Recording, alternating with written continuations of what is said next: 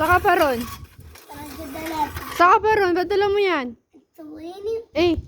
Yan po si Rakan natulog sa kwarto namin. Karating ko. Niliguan ko na at kami ay pag umaga naliligo. Sila kasi isang lingguan bago maligo. Lalo na ng taglamig. Ayan. Niliguan na namin. Ang bango-bango ni Rakan. At tapos siniluran ko. Dami kong nakuhang libag. Mga 1 kilo galaang na libag ang nakuha ko kay Rakan. Ayan, tamo. Oh.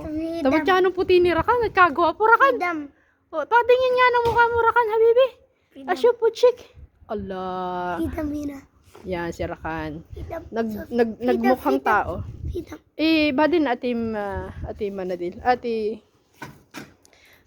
talagang ang dami kong nakuhang libag. Nihilod, binabad ko dun sa sa tubig na mainit. Para bang yung sa damit. Binatad para mawala yung libag.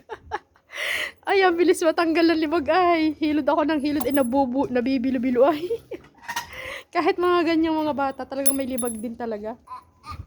Ayan, si Rakan, gwapong-gwapo na po yan. Talagang, kahit amoyan ng kanyang nanay, gwapo. Ay, putres, napautot. Yan, ang bastos ng bata, na are. Kami nagbibilad at yan, nung sobrang labig. Oh, say bye, Rakan. Bye. Bye. Bye, guys. Bye, guys. I love you. I love you. Ate ni Bosa, sawi kita, flying kiss. Yeah.